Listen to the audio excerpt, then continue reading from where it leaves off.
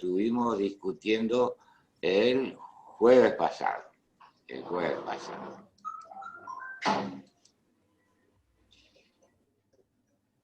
Recordemos, estos son dos de los fenómenos que garantiza la naturaleza ondulatoria de la luz.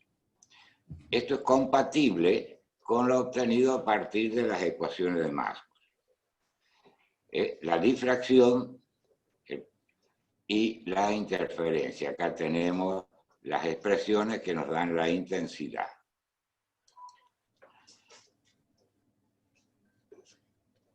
Este es el fenómeno que requirió pensar en una cuantificación de los estados energéticos en los que se puede encontrar una partícula. El que tuvo la brillante idea fue el amigo Planck, ¿sí? Que para poder encontrar una expresión que ajustara a las curvas que nos dan la intensidad en función de la longitud de onda emitida por cuerpos a diferentes temperaturas, tuvo que suponer que los estados energéticos en los que se encontraban las partículas cargadas que oscilaban estaban cuantificados. Nos va a aparecer nuevamente esto en 15-20 minutos. Pero ya como una consecuencia, no como un postulado, sino como una consecuencia del formalismo cuántico. Este fue el fenómeno que requirió pensar a la luz por fotones. O sea, una naturaleza corpuscular a diferencia de una naturaleza ondulatoria como lo requieren estos. Lo que pudo obtener Einstein de esto fue que la energía de esos fotones debería venir dada por h0, donde h era la constante de Planck que, recordemos, nos había aparecido al tratar de obtener una expresión teórica para estas curvas. Lo que tengo acá entonces es la energía con la que salen emitidos los electrones, que es la energía que trae el fotón menos la necesaria para arrancarlo de esa estructura cristalina donde se encontraba. Podemos pensar que este fenómeno es una colisión plástica entre el fotón incidente y el electrón en la red cristalina. En esta colisión plástica, el fotón entrega toda su energía al electrón. Esto a diferencia de este fenómeno que fue estudiado como 17 o 18 años después por Compton. La interacción entre un fotón y un electrón libre, a diferencia de los electrones acá que están ligados. Esta es la interacción entre un fotón incidente y un electrón libre. En este caso, él obtuvo que el fotón, para el fotón, una cantidad de movimiento h-nu sobre c. Hay una diferencia esencial entre estos dos fenómenos. Y que esto es una colisión plástica y es una colisión elástica, en donde el fotón incidente entrega parte de su energía al electrón. Para poder observar este fenómeno, es necesario trabajar con materiales en donde tengamos una cantidad importante de electrones libres. Por ejemplo, una plaquita de aluminio. Lo cierto es que acá tenemos entonces al fotón, que debemos pensarlo como un paquete de energía, h-nu, y una cantidad de movimiento h-nu sobre c. O sea, el fotón es un bicho raro, indudablemente. Tiene energía, tiene cantidad de movimiento, pero no tiene masa. No tiene masa. además siempre anda a 300.000 kilómetros por segundo, o un poquito menos si es en el agua o en algún otro medio. Es un bicho rápido y furioso, como la película esa. Es rápido y furioso. Tiene energía, tiene cantidad de movimiento y no tiene masa. Esto va a dar para discutir algunas cositas luego.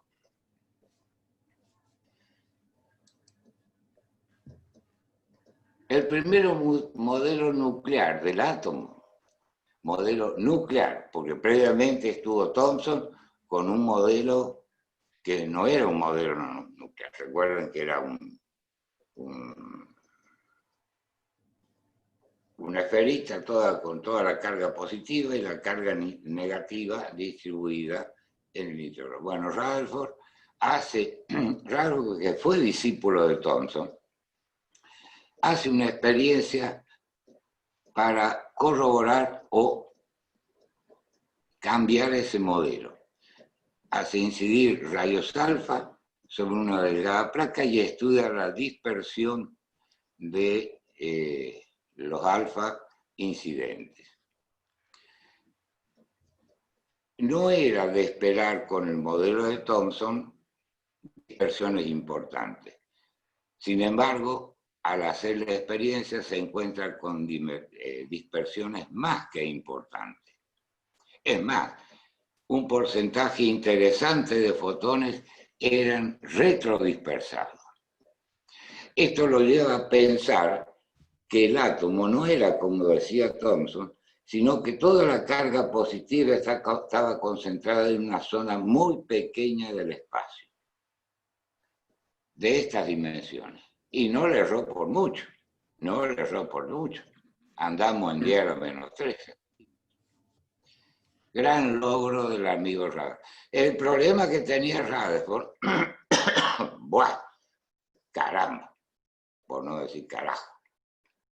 El problema que tenía Rutherford, que era un ferviente creyente de la física clásica.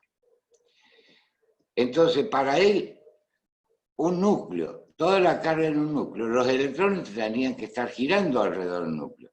Y si estaban girando, estaban acelerados. Y si estaban acelerados, tenían que irradiar energía. Y se perdían y irradiaban energía, finalmente terminaría colapsando en el núcleo. Eso hizo que Rutherford casi que dejara de lado este modelo. No se animó a dar el gran paso. Este hombre, si mal no recuerdo, en ese entonces estaba de director del laboratorio Cavendish. O sea, una persona de mucho peso en aquel entonces.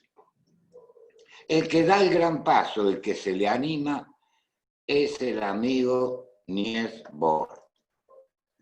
Es el amigo Niels Bohr. Claro, él tenía previamente la experiencia de Rutherford,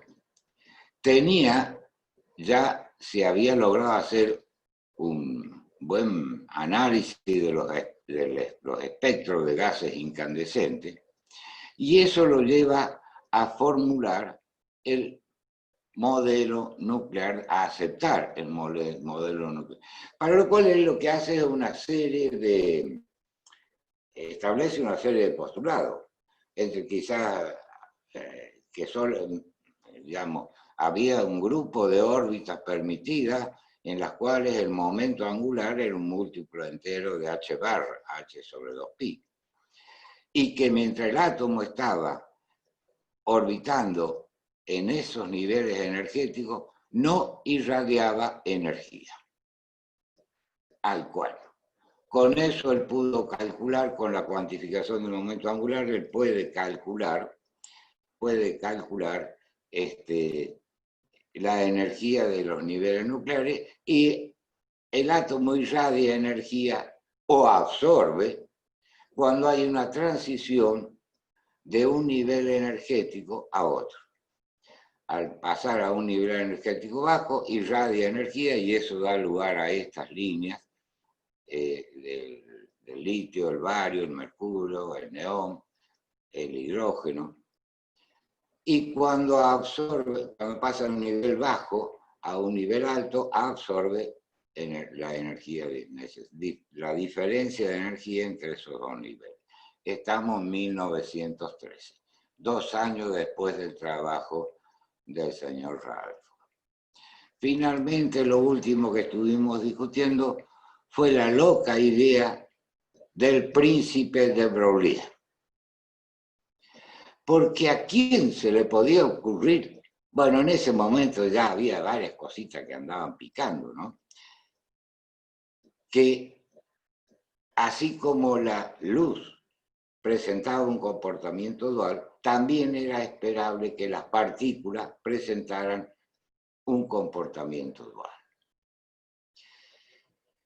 Esto lo propone alrededor de 1924, este señor de Broglie. Hay una experiencia que realizan ahí sobre la pata, tres físicos, no me acuerdo ahora el nombre, mandando partículas sobre un cristal y para observar si se producía difracción. Efectivamente, lo que obtienen del otro lado del cristal es un patrón de difracción. Por lo que le damos carta de ciudadanía al comportamiento dual de las partículas. Cuando hablo de partículas, hablo de cosas muy chiquitas, hablo de electrones. Lo que faltaba en ese momento era un formalismo, una teoría que pueda describir el comportamiento de las partículas. Y esa teoría es la que formula el señor Schrödinger. Pavada de ecuación. Una ecuación, acá tengo un laplaciano, una ecuación diferencial de segundo grado, no homogénea y con un término complejo. La unidad imaginaria aparece acá.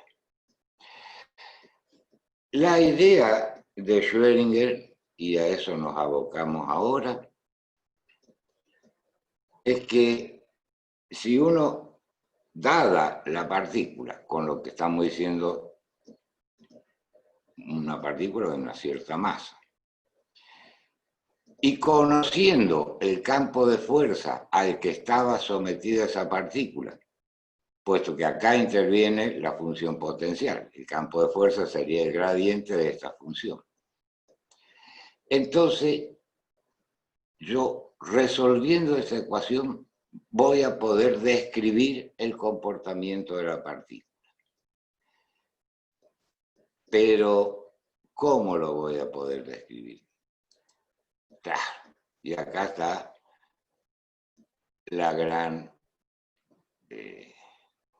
cosa que le molestaba mucho al amigo Einstein. Porque la descripción, a partir de resolver esta ecuación diferencial, no va a ser una descripción clásica. Clásica en el sentido de que vamos a poder decir dónde está la partícula. De lo único que vamos a poder hablar es de la probabilidad de que la partícula se encuentre. Pero si yo hablo de la probabilidad, estoy diciendo que es probable, puedo tener un 60% de probabilidad de que esté allá, un 30% de que esté en otro lado y un 10% de que esté en otro lado. O sea, en última instancia no vamos a poder decir cómo se va a comportar esa partícula. Por eso es que a Einstein tengo entendido que menciona esa frase.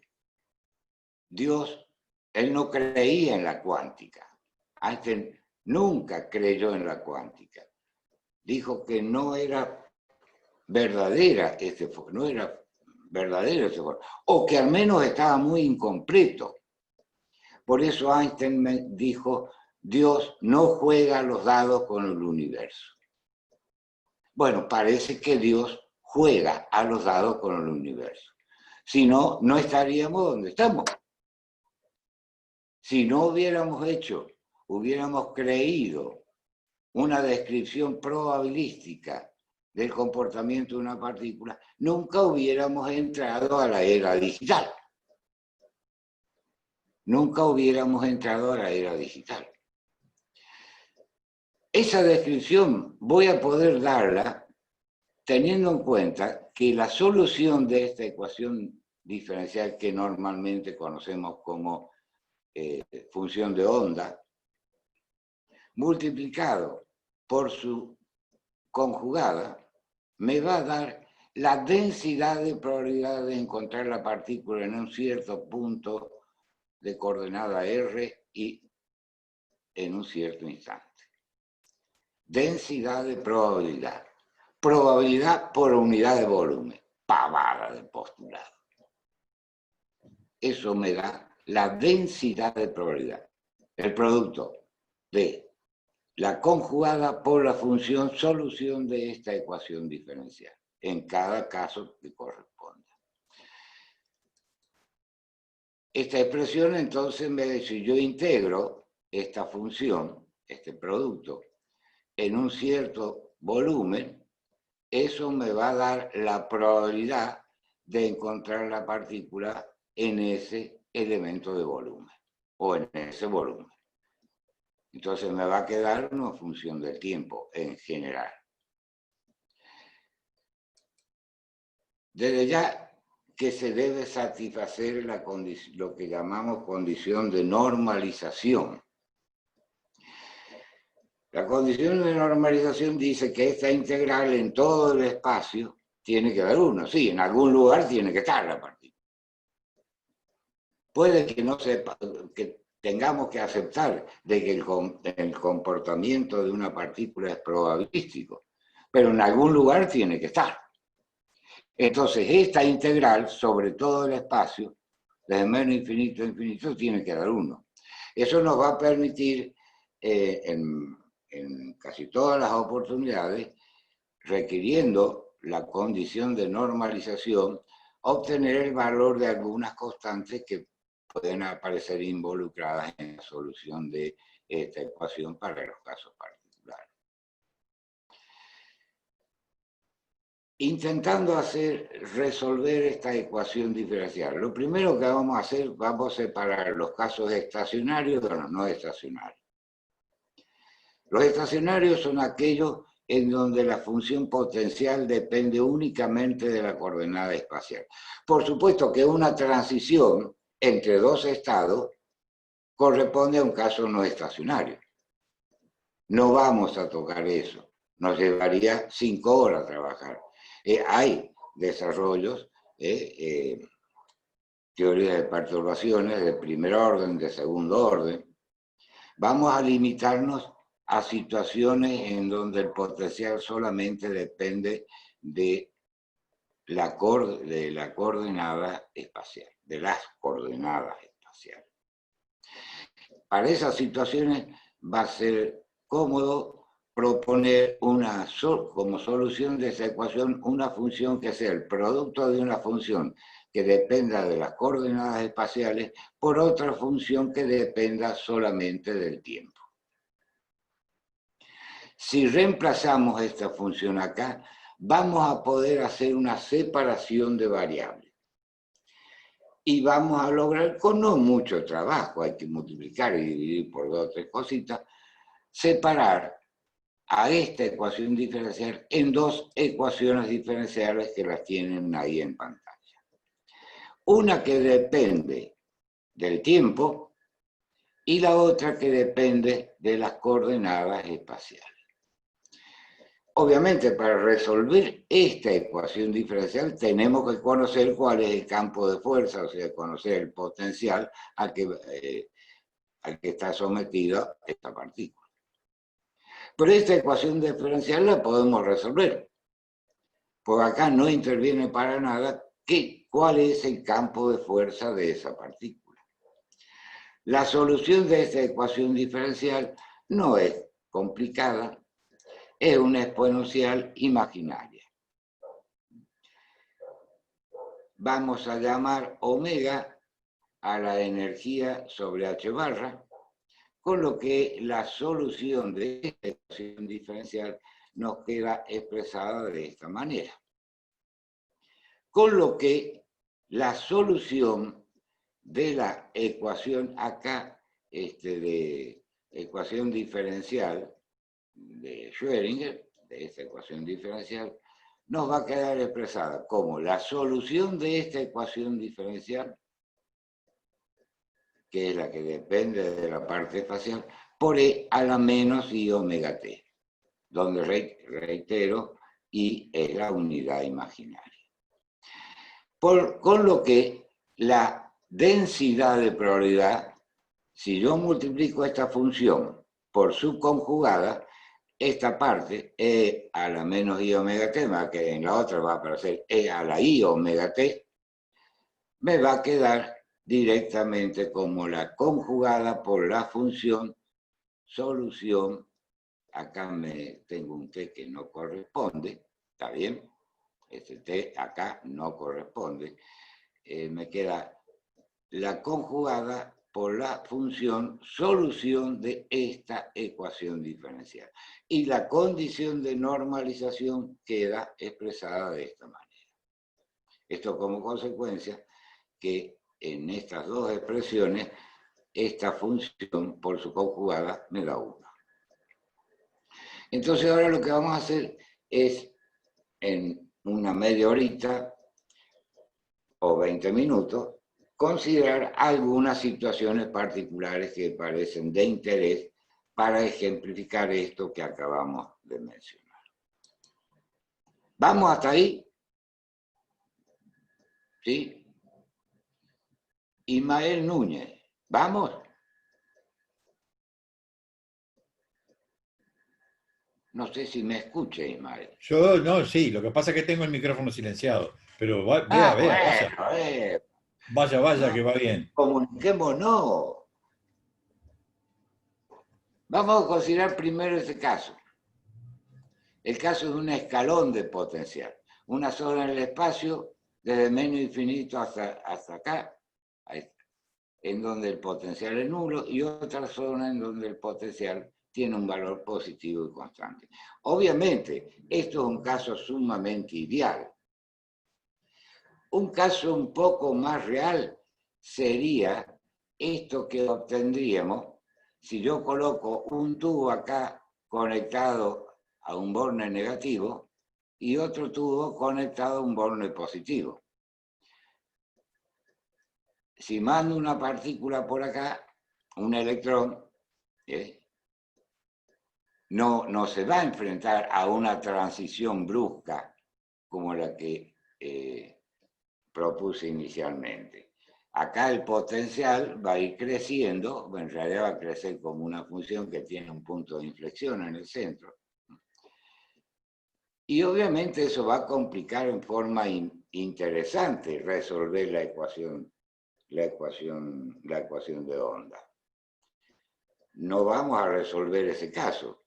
Vamos a resolver el caso propuesto inicialmente, que nos va a dar una idea de qué es lo que sucedería en una situación real como esta, este dibujito que está superpuesto al anterior. Tengo que resolver esta ecuación diferencial para esta situación. A eso es lo que vamos a dedicarnos. Acá tengo dos zonas que son claramente diferentes. Por un lado, toda una zona desde menos infinito hasta este punto, en donde el potencial es nulo, y otra zona desde ese punto, desde cero hasta infinito, en donde el potencial es positivo. Para la zona de potencial nulo,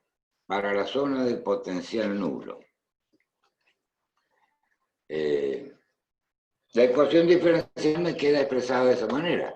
Esto es cero. Esto es cero. Lo único que hice fue pasar todo para este lado y tener en cuenta que esto depende de una única coordenada, con lo que el laplaciano nos queda directamente la derivada segunda respecto de x dos veces. Esta no es una ecuación diferencial tremenda. Si yo llamo K a la raíz cuadrada de esto que tengo acá, la ecuación diferencial primero va a tener solución para cualquier valor de la energía. Quiere decir que en la zona de potencial nulo, la partícula, según el formalismo cuántico, se puede encontrar en cualquier estado energético de 0 a infinito.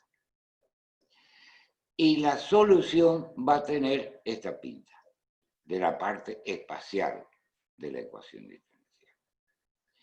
Si yo multiplico esta función por la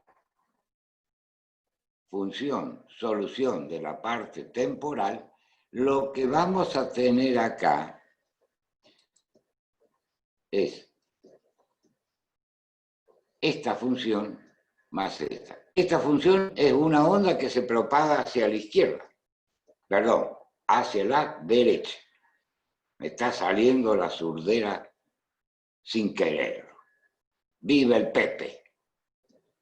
¡Viva el Pepe! ¿Y qué querés que le haga? Yo soy medio zurdito. ¡Viva el Pepe! De todas maneras, la calle no está haciendo pavadas, ¿eh? No está, y su papá tampoco las hizo. Bueno, acá sí las cosas se nos fueron de la mano, pero bueno, en todo caso, después al final nos contamos las cuitas. Esta es una onda que viaja hacia la derecha y esta es una onda que viaja hacia la izquierda. ¿Esto qué significa? Si yo además determino el valor de estas constantes, imponiendo la condición de normalización, nos vamos a encontrar con que la amplitud de estas dos señales es la misma. ¿Esto qué significa? Que todas las partículas que vienen acá vuelven. Pero como vamos a ver a continuación, porque bueno, ¿qué novedad? Y claro que no va. Si yo tengo una partícula con una energía inferior a la amplitud del potencial, de acuerdo a la física clásica, acá la fuerza es infinita. Si la transición fuera esa, la partícula puede pasar a esta zona. Esta es una zona clásicamente prohibida para esa partícula.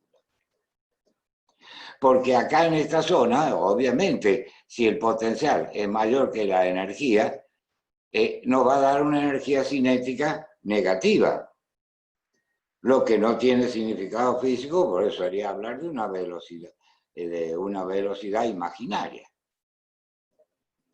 O sea, clásicamente, una partícula con esta energía no puede pasar a esta zona.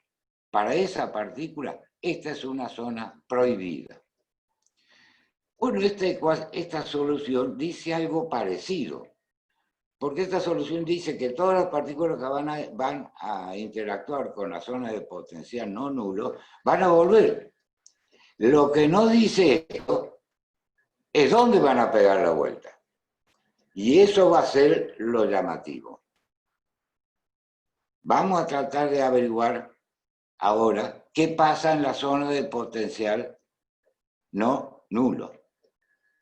Para la zona de potencial no nulo, esto que tengo acá es B sub 0. Y entonces la ecuación diferencial a resolver es esta, luego de haberla acomodado un poquito. Discúlpenme un minutito, tengo sed. Es que hoy me hicieron bañar, porque hacía como una semana que no me bañaba, y a mí no me gusta bañarme. Pero eso me da sed, ya vuelvo.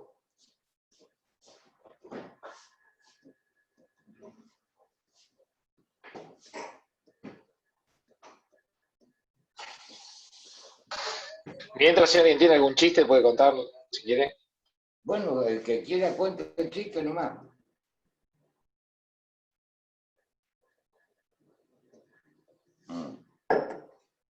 Aclaro, lo que tomé es soda. Ya estoy. Tenemos que resolver esta ecuación para conocer el comportamiento en esta zona del espacio. La solución de esta ecuación diferencial, sí, llamamos K sub 2 a la raíz cuadrada de todo esto que tengo acá, vamos a poder llegar a esta solución para la zona de potencial positivo. Acá hay algo que tenemos que observar inmediatamente. Obviamente, acá hay dos constantes que hay que ver. Esta constante tiene que ser 0. Porque si esta constante no fuera 0, esta es una función creciente. Esta es una exponencial creciente. Cuando x tiende a infinito, eso tiende a infinito. Y eso daría lugar a que la densidad de probabilidad fuera infinita. La probabilidad no puede ser mayor que 1. Así que desde ya, esta constante tiene que ser nula. Con lo que la solución para esta zona nos queda de la forma d por e a la menos k sub 2 por e. Donde k sub 2, recuerden, es esta función, esta magnitud que tengo acá. Depende de la masa y depende de la diferencia entre la energía de la partícula y la amplitud del escalón de potencial. Eso lo vamos a notar en la capacidad que va a tener la partícula para penetrar en esta zona.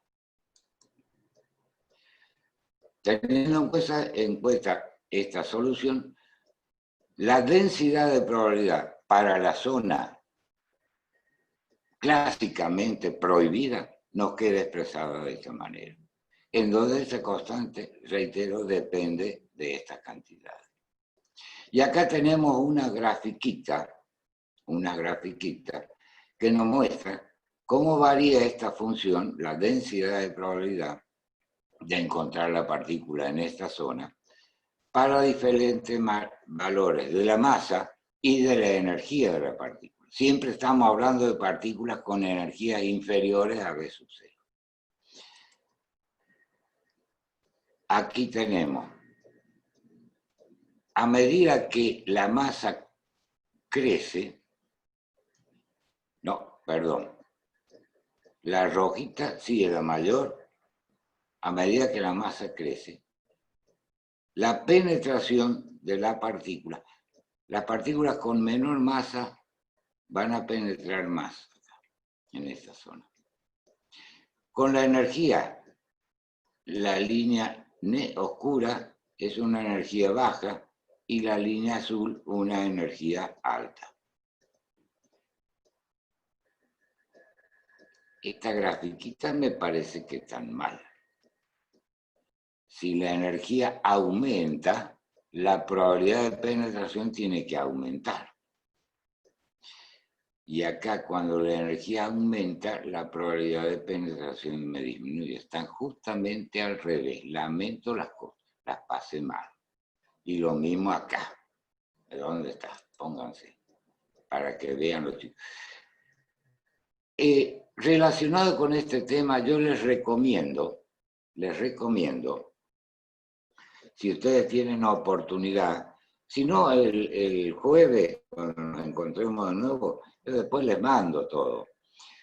Hay una simulación muy linda dentro del paquete este de Ángel Franco García. La simulación se llama Escalón. Hay una simulación muy interesante para mostrar el comportamiento. Allí se ve en esa simulación cómo las partículas pueden penetrar a la zona prohibida. Pero hay algo que ya lo mencionamos y que vale la pena remarcar. Y es que, si bien la probabilidad cuántica de que la partícula penetre la zona prohibida no es nula, de todas maneras, todas las partículas que penetren van a volver. Lo que pasa es que van a volver en diferentes puntos. Cuanto más energía tengan, más cercana a V sub 0, mayor va a ser la penetración, la probabilidad de penetración.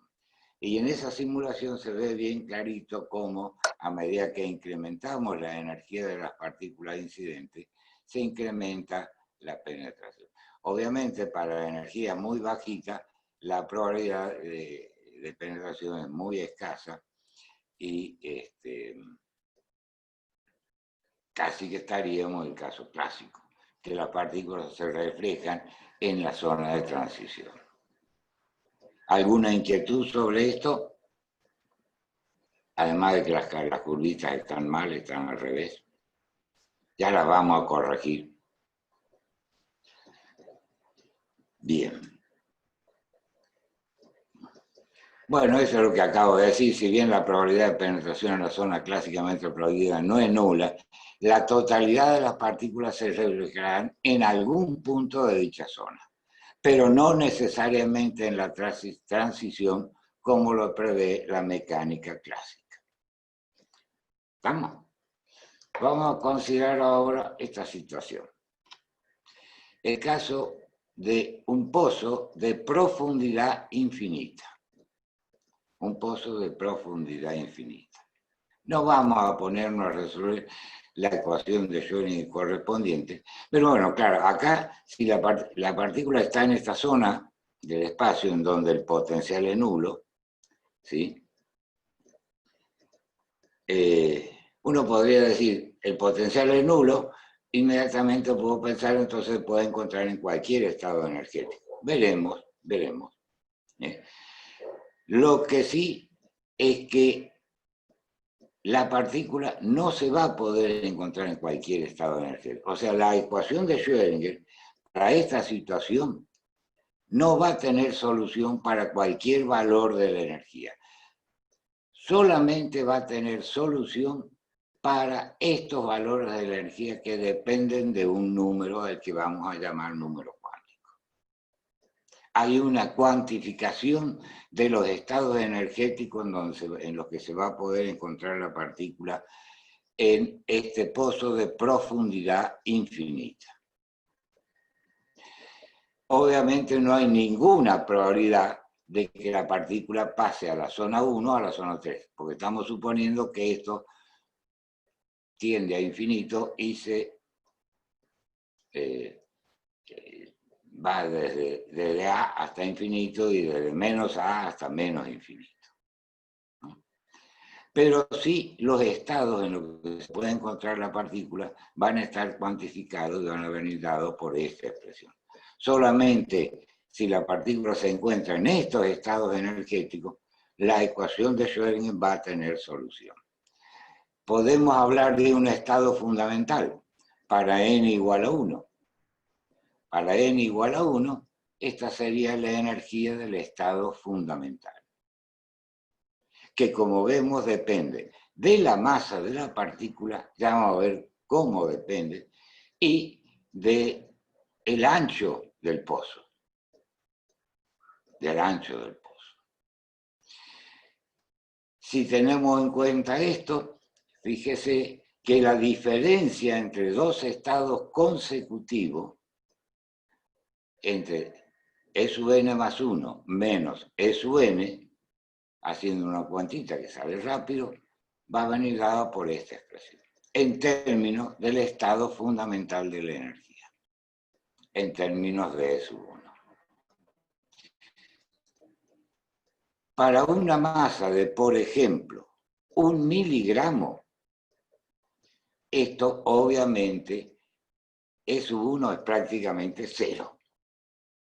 Y entonces la diferencia entre dos estados consecutivos es prácticamente 0.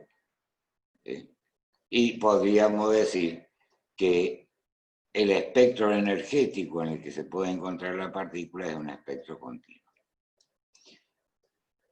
Acá tengo dos gráficas. Estas gráficas están sacadas de una simulación que está en ese paquete de Ángel Franco García.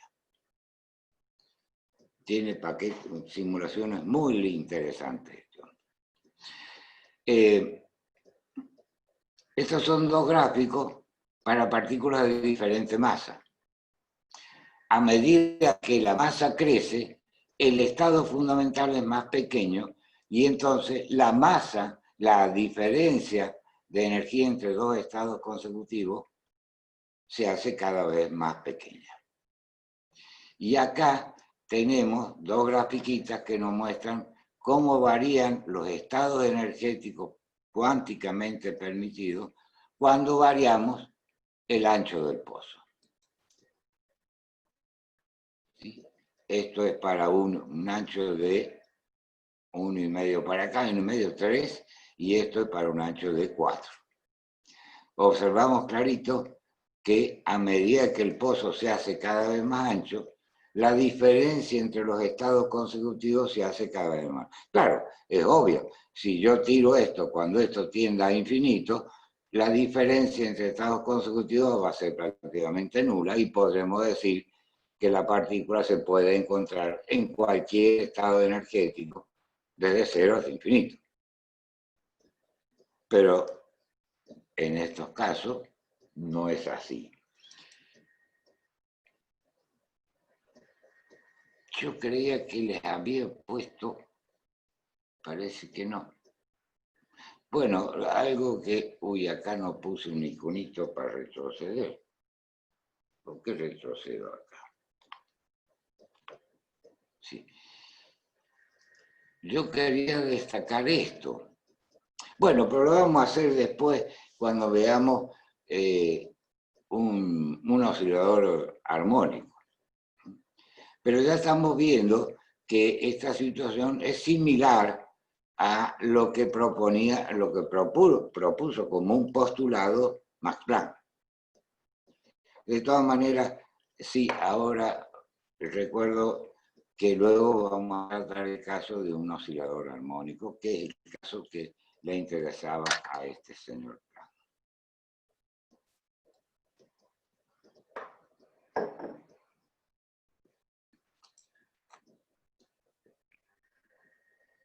Bueno, ahora nos explicamos cómo es posible, esto lo habíamos dejado pendiente, el decaimiento de una partícula alfa. Medido experimentalmente la energía de las partículas alfa que emiten isótopos radioactivos, generalmente son los isótopos más pesados, el jueves estaremos hablando de esos temas, es inferior a la amplitud de la barrera de potencial a la que está sometida la partícula. Sin embargo, la partícula, a pesar de tener una energía inferior a esta, pueden salir del núcleo.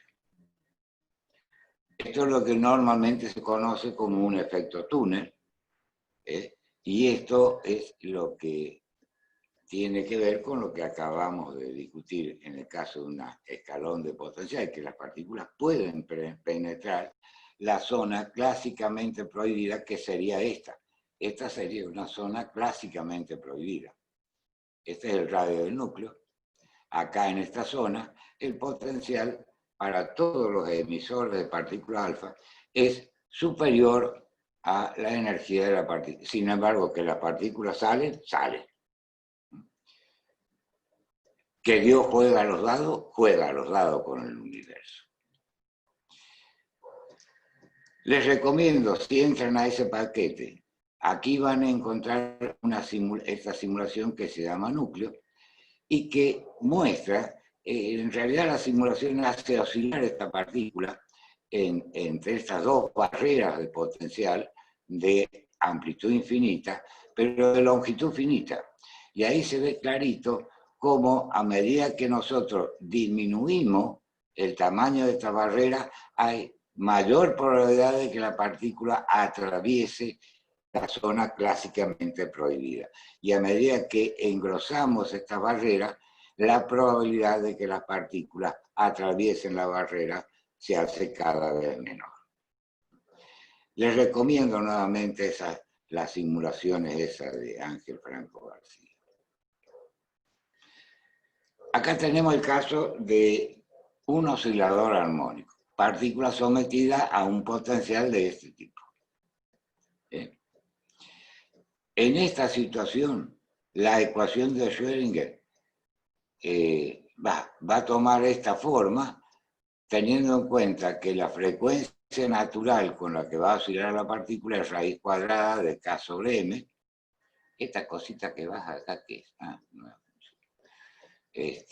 Con lo que la función potencial se puede expresar de esta manera. en términos de la frecuencia natural, con lo que la parte espacial de la ecuación de Schrödinger nos queda expresada de esta forma. Hay que resolver esta cosa. Esta ya no es tan elemental de resolver. Va a dar como solución, creo que los polinomios de Hermite. Pero lo importante es que esta ecuación diferencial va a tener solución siempre y cuando los estados energéticos estén cuantificados según esta expresión, donde nuevamente n es un número entero, al igual que pasó en el caso de un pozo de profundidad infinita. Y con lo que la energía del estado fundamental, va a venir dado por esto. Cuando n sea igual, en este caso n puede ser 0 o cualquier número entero. Cuando n sea igual a 0. Con lo que la energía del estado fundamental va a ser un medio de h barra omega 0. Un medio de h barra omega 0. Con lo que la diferencia entre dos estados consecutivos va a ser h barra omega 0, entre E sub n y E sub n más 1. Acá vale la pena destacar que hay, salvo un factor, un medio, hay una total coincidencia con el postulado de Planck. El postulado de Planck hablaba de ¿qué? De esto. Un estado fundamental de sub 0 y después todos los otros estados eran múltiplos enteros de la energía del estado fundamental. Acá tenemos algo muy parecido, salvo el factor medio. Acá la diferencia entre estados consecutivos también es constante, salvo que es 2 veces la energía del estado fundamental. Es la única diferencia que obtenemos con respecto a lo postulado por Max Planck. ¿Está claro?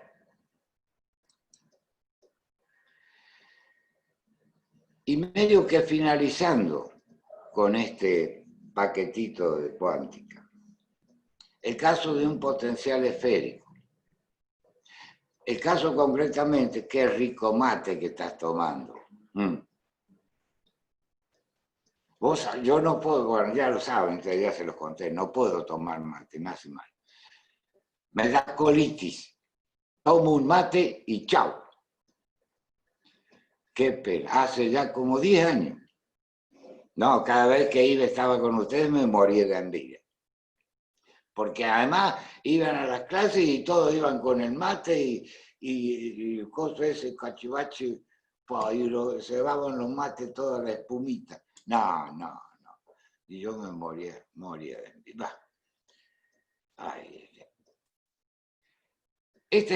Así nos queda para el caso de un potencial que dependa del módulo de la coordenada radial, que es el caso de un potencial esféricamente simétrico, que es el potencial a que está sometido una partícula que interactúa coulombianamente con el núcleo. La ecuación diferencial nos queda de esta pinta. No es una ecuación sencilla de resolver. No es. Pero en los apuntes, yo les mandé unos apuntes.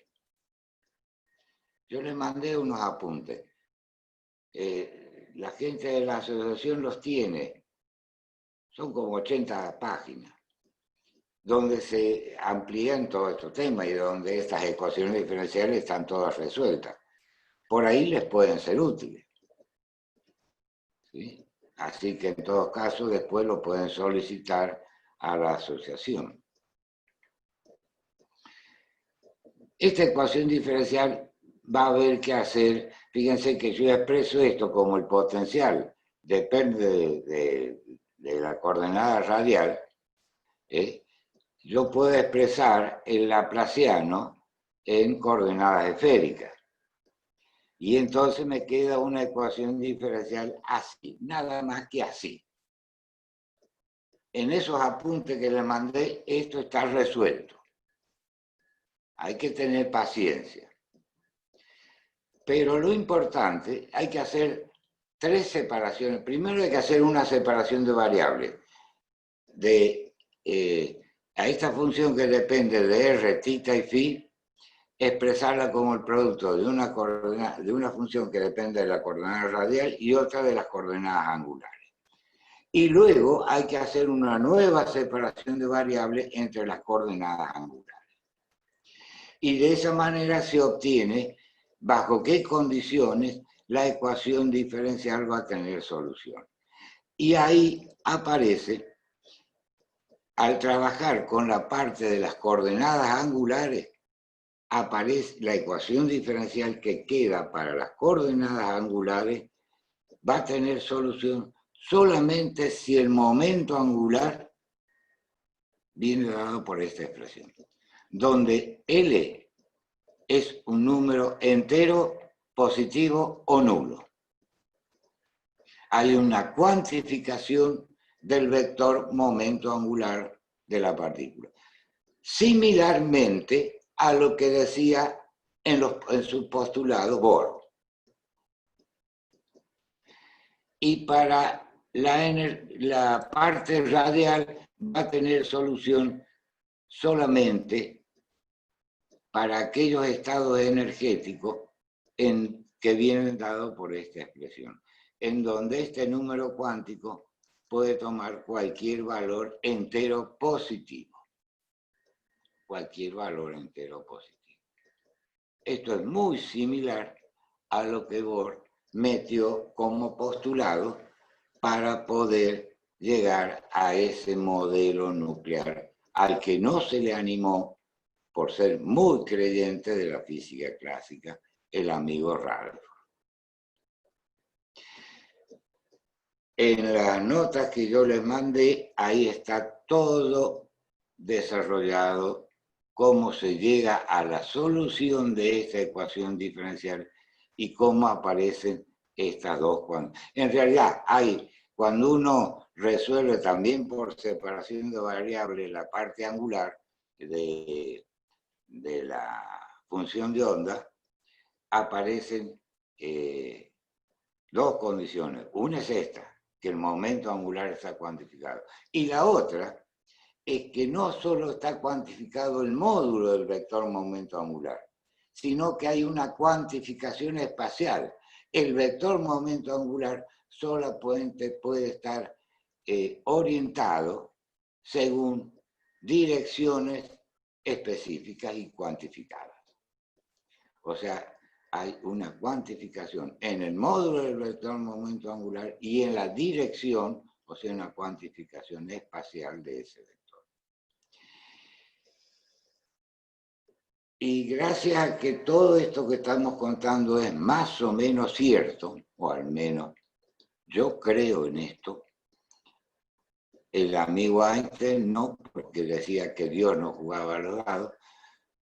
Si Dios no jugara a los dados con el universo, no hubiéramos, como lo dije, llegado a estas conclusiones. En realidad yo creí que venía otra de diapositiva, por eso estaba preparando, pero no, me había olvidado. Tenemos acá dos imágenes. La imagen, digamos, clásica del átomo, el átomo de Bohr, y la imagen cuántica del átomo. Acá hay una diferencia importante. Acá hablamos de órbitas. Están dibujadas órbitas, ¿sí? Están dibujadas. Acá lo que está dibujado es la función densidad de probabilidad para los diferentes estados energéticos en los que se puede encontrar un electrón en el átomo de hidrógeno. O sea, estas son densidades de probabilidad. Y esto sí tiene que ver con lo que quería mencionar recién. hemos pasado en más o menos 70 años de la era analógica. Esta es la computadora que existía en Argentina, más o menos, a ver, yo tenía 25 años, qué sé yo, el año, en la década del 25, nací en el 45, en la década del 60, acá lo puse, más o menos en la década del 60. Esta computadora estaba en la Facultad de Ciencias Exactas de la UBA, de la Universidad de Buenos Aires.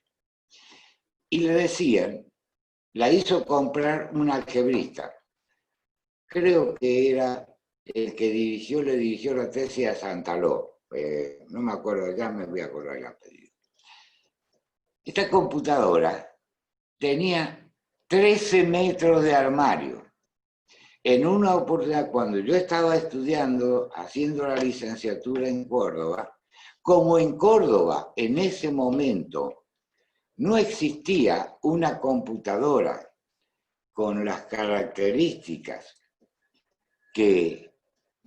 para que se llamara una computadora científica, nos mandaron 3 meses a Buenos Aires a hacer un curso con esta computadora, con la Clementina, que todavía está en el Museo de la Facultad de Ciencias Exactas. No están todos estos armarios eran una computadora. Eran 13 metros de armario. Cuando yo fui, estaban organizados de manera diferente. Había una hilera casi de 11 metros de armario, como esos armarios de los clubes, para guardar ropa. Era 11 metros de armario que iban y 11 metros de armario que venían. Era una computadora a válvulas, la Clementina. Y esta imagen que tenemos acá es la del primer prototipo de un computador cuántico, que utiliza justamente esta propiedad de los electrones, de que un electrón puede estar en varios lugares simultáneamente, teniendo en cuenta que la probabilidad de que esté en un lugar o en otro toma diferentes valores. Obviamente eso hace crecer la rapidez con la que funcionan estas computadoras. Este es pasar de la era analógica a la era digital gracias a la mecánica cuántica.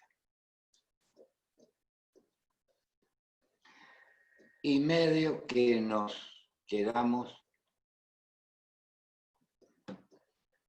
pero podemos arrancar con el principio de relatividad especial. Y después al final vamos a discutir algunas cositas relacionadas con relatividad general. Antes de arrancar con la experiencia de Michelson y Morley, a lo que después Pablo se ha comprometido a contarnos un inicio diferente y lo vamos a esperar. Yo me voy a perder la siesta, por supuesto, para escuchar, porque me interesa. Sí, de acá. Antes de iniciar, tratando de obtener las conclusiones que obtiene Einstein en la relatividad especial, que bueno, este muchacho también se las traía, porque parece ser que en realidad esta teoría que vamos a empezar a trabajar de relatividad especial no es solamente de él, es de él y de su esposa que quedó en Alemania cuando él se vino a Estados Unidos, Mileva. Por eso la Julita le puso Mileva a su perra. Parece ser que esta teoría, que en Estados Unidos la publicaron en una fecha, ya la habían publicado ambos en Alemania 3 años antes.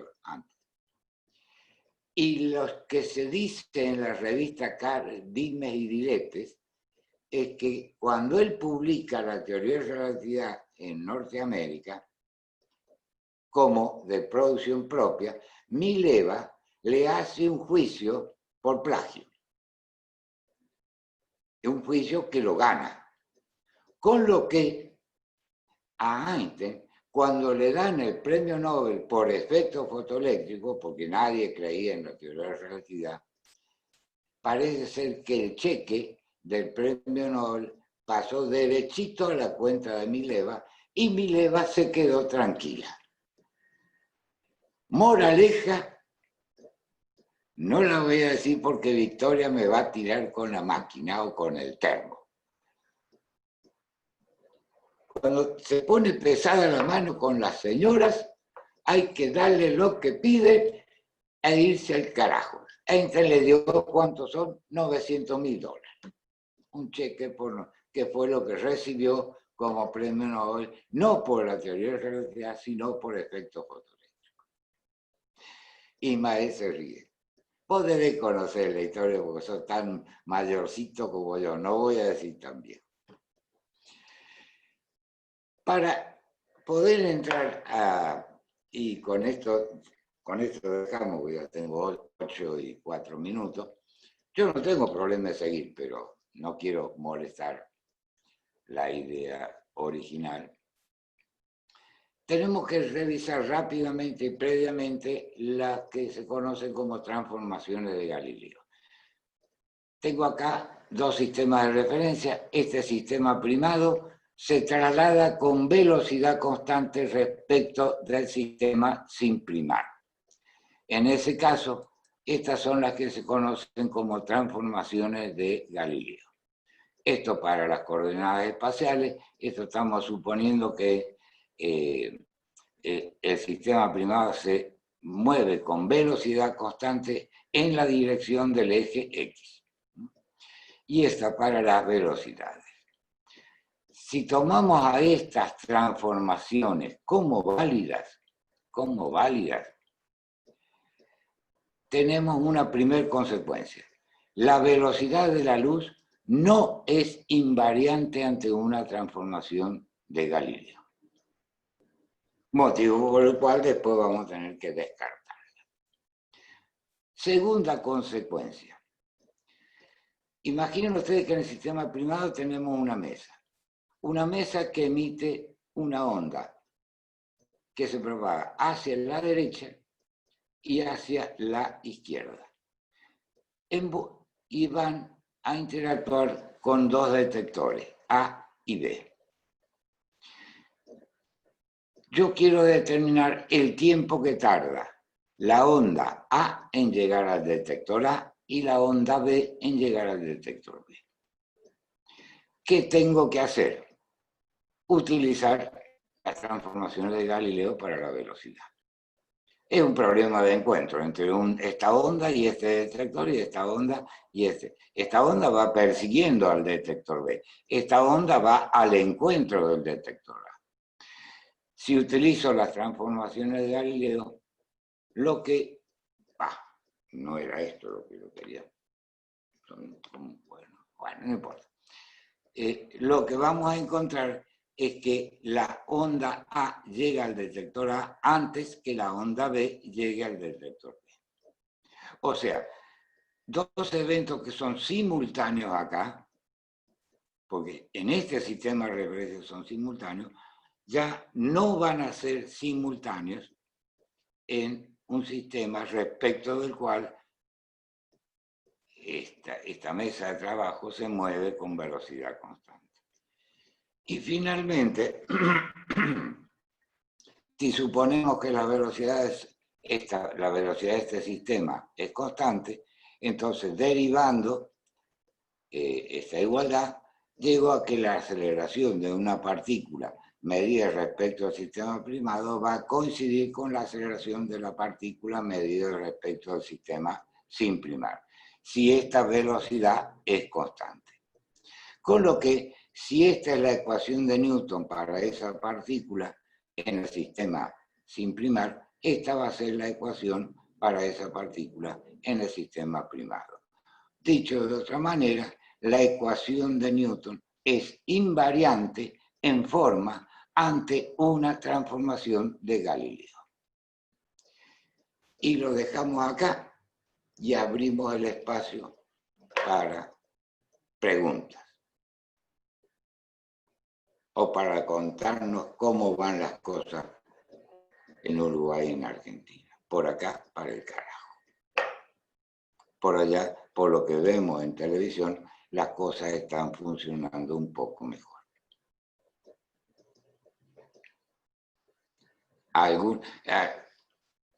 ¿Alguna inquietud? ¿Cómo es tu nombre de la asociación? Que ya me atendiste el martes pasado. Nadia, Luis. ¿Cómo era? ¿Se me escucha? Sí, ahora sí. ¿Cómo era tu nombre? Nadia, me dijiste. No se escucha. Acá está el Cevita. Sí, es Nadia, Luis. Ah, Ahora sí. gracias, Nadia. ¿Alguna inquietud?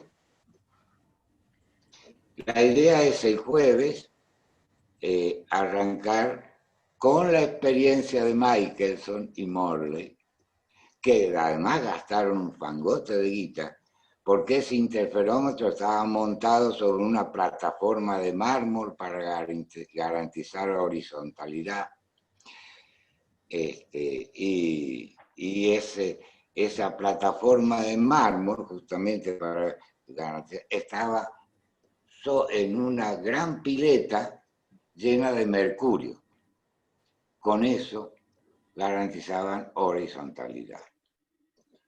Lo que valía esa piletita de mercurio era un fangote de plata. ¿Alguna inquietud sobre lo que hemos trabajado hoy día? ¿El Seba cómo anda? Espectacular.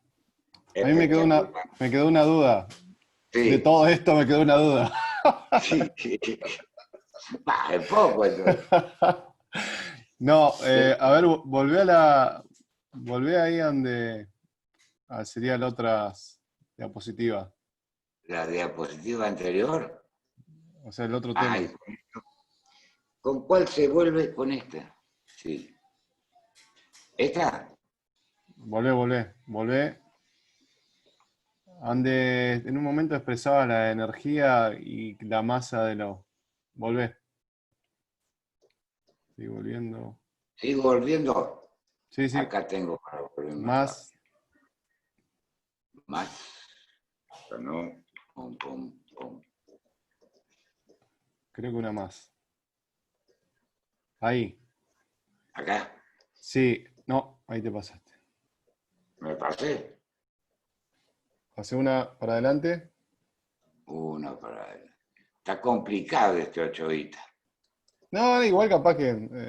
No, me bueno, quedó... no sé. ¿Dónde? ¿Acá? Ahí.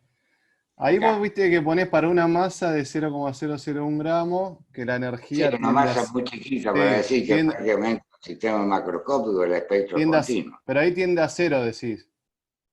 Lo que no me cierra es si la masa está dividiendo y cada vez que, o sea, la masa está abajo. Si vos cada vez que la masa sea más chiquita...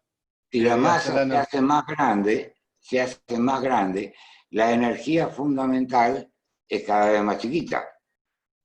Cuando esto tiende a crecer, esto va a tender a 0. O sea, con masa más grande va a tender... está bien. Claro, sí. Sí, por eso no entendía, digo, por qué o sea...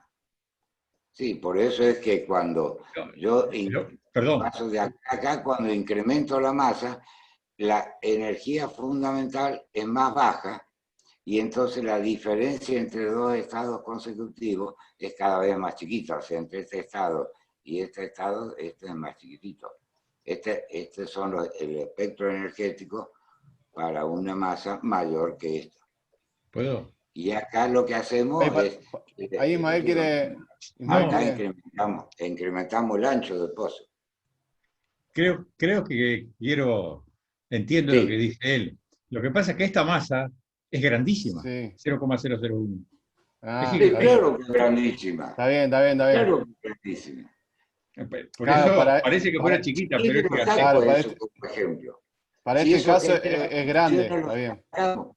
Claro, esa masa es enorme. Está bien, está bien, está bien. Entonces, el Me espectro quedó ahí continuo. como, está bien, me quedó ahí como diciendo, bueno, sí, está bien. En ese caso sí. Sí, pero acá es clarito, ¿no es cierto? Se incrementaba No, la no, está masa, bien, digo, pero como que pensé que dabas un ejemplo de que esa masa muy chiquita, ¿no? era muy chiquita y que la energía tendía a cero. No, Entonces, cuando digo, cuando no, las no, masas sean no, más grandes, no, van a ser más. no, ¿Está? obviamente no me expliqué adecuada, No, está correctamente. bien. Está bien, está bien. Sí, esa masa es enorme, para la masa de un electrón, Perfecto. unas cuantas veces, muchas veces.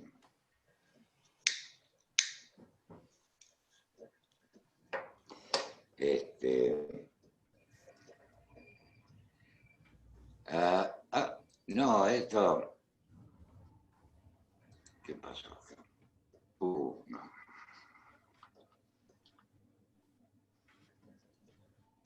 ¿Alguna otra inquietud? ¿Cómo se porta el Pablo, Victoria? ¿Bien? Muy Oh, bien, muy bien. está haciendo buena letra. ¿Qué? No, a mí me han retado. ¿Viste? ¿Qué sé yo?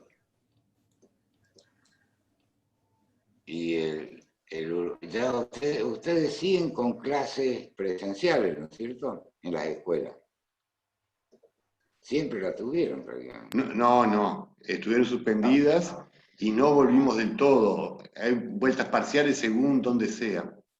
Hay zonas donde está más complicado. No son zonas porque anda todo más o menos parejo, pero en la universidad han vuelto mucho menos que en preescolares, por ejemplo. En la universidad han vuelto menos. Siguen con mucha cosa virtual todavía. Sí. Y creo que vamos a tener que seguir con esto mucho tiempo. Y en cuanto a los liceos, depende un poco también de la matrícula y de los espacios, si son los grupos enteros o si están divididos y cuántos días van, o sea, se adecua un poco a la realidad de cada institución.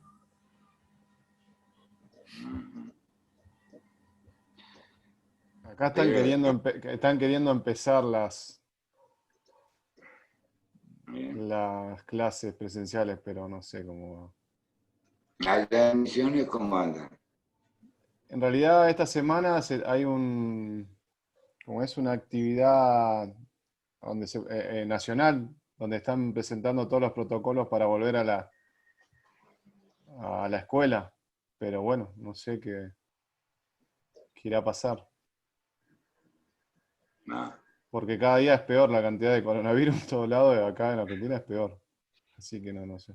No, pero ustedes están en misiones, ustedes están en la gloria al lado de nosotros. No te Tienen creas, mucho. ahora una vez que empezó acá ya empiezan a Te ver. te van a cerrar el campito de golf. Yo esta mañana Ahí fui a está. jugar. Acá no vamos, parece que vamos a lograr que se mantenga abierto el campo de golf. Por Así ahora. que bueno. Seba, papá dice que juega al golf y lo único que hace es caminar tres bollitos. No, momentito, Igual se- momentito. No es cierto. Esta mañana hice el 5, de ahí pegué al 8 y después volví por el 9. Así dice 7 hoyitos. Ahora llegué reventado. con probabilidades, ¿viste? Como Sí, la probabilidad de que vaya es nula. ¿Qué le vamos a hacer? ¿Qué le vamos a hacer? Uno se está poniendo viejo, querido. Estamos viejitos. Pobrecito, papito. Bueno, chicos, ¿alguna inquietud? Pablo, vos das tu charla el jueves 15, ¿no? Sí, jueves 15, a las 3 de la tarde.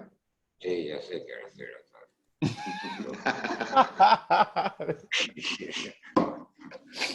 Le sacaste la siesta. Sí, sí, pero no importa, voy a almorzar a las 4. Bueno, ha sido una alegría como siempre estar con ustedes un rato. Nos vemos. Nos vemos el jueves. Muchas Hasta el gracias. jueves. Hasta el jueves. Nos vemos. Chau, chau. Jueves. Chao, chao. Jueves. Chao, chao, chao.